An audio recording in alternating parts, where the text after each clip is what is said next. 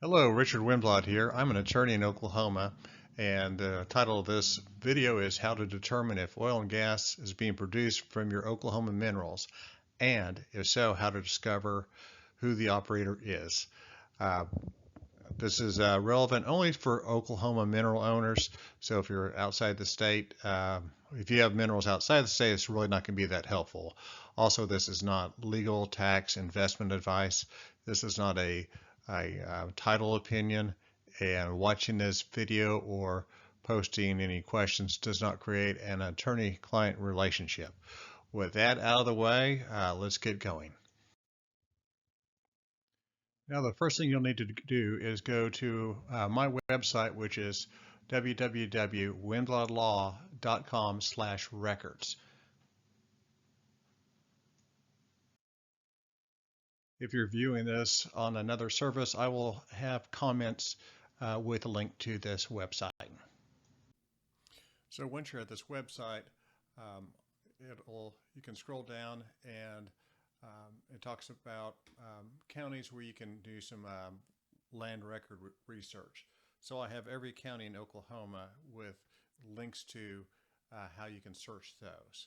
But you're going to scroll on down to where it says Oil and Gas Records Corporation Commission, and you're going to click Oklahoma Tax Commission. And so this site will come up, and it's not immediately apparent where you need to go, but you will see PUN Research right here. So you will click on this.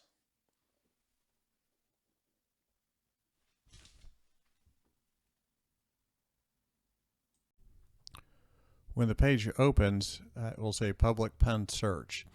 And you'll see on the left-hand side, you can have different methods that you can use to search. But really, if you have a legal description, you would click Legal down here. If you know which quarter you're in, you can enter that here. My suggestion is search by your quarter, and then also search by all, and I'll do it one more time by blank. So here I'm going to search for the Northwest quarter, section, just make something up here, 36, section 7, or township 17 north, and a range 15 west. So you see that I've had a couple results here, and what I'm going to look for here is go over to the right and it'll say PUN status, and I'm not interested in ones that are inactive, but I'm interested in the ones that say active. So I'm going to click on this first one here, Zion, and it gives me a lot of information. It tells me the PUN number, the lease name, the well number, what type of well it is, and the operator. But really important thing to do is to click production history. And it looks like this is an active well, so I'm very interested in contacting the operator, telling the operator about my identity if I'm not in pay status right now. So I will go to printable, and this will give me all the information here. So it gives me basically a good breakdown of all the information on the separate pages, and I would just hit print, and I could either print it or save it to a PDF.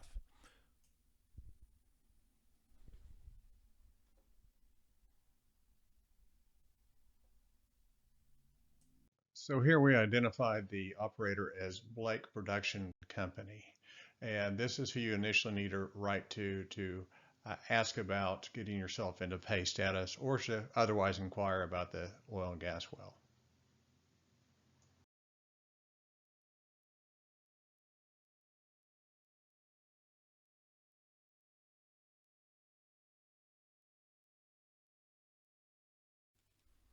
So from here, you would go back to the Windblood Law Records page, and you can click Operator Lookup. And this should have a up-to-date list of all the operators. Scroll down to Blake,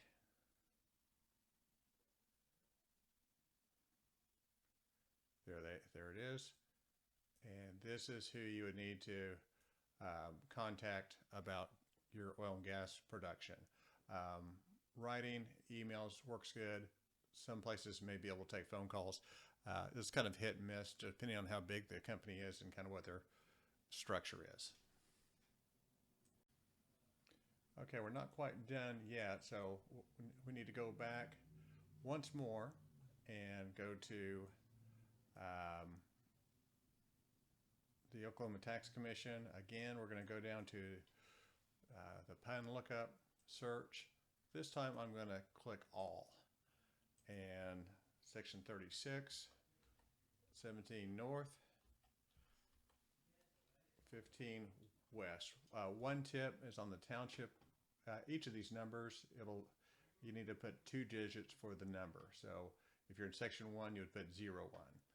Anyway, so we click again, and here's this other well called the Joyce.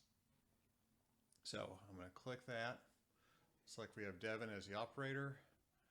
I'm going to look at the production history, and it looks like in the last 12 months there's been no oil and gas production whatsoever. So I'm not as interested in this.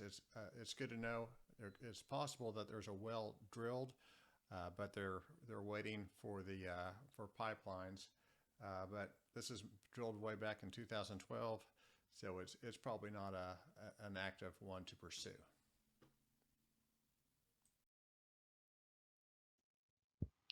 So what are your next steps? Well, obviously you need to contact the operator, and you need to ask them what is needed to get your minerals into pay status. What this means is if they're producing and you're owed something, this is the steps needed in order for you to get paid on the minerals.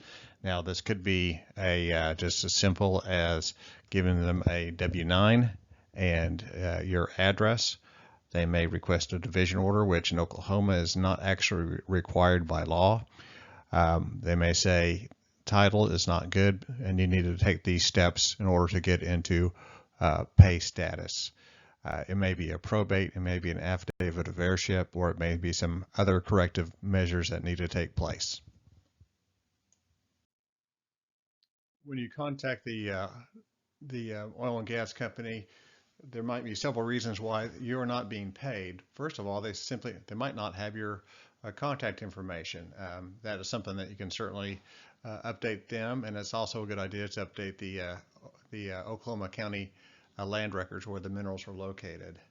If the property is not in your name, such as an inheritance, it might require a probate, maybe an affidavit of heirship, or a trustee's deed.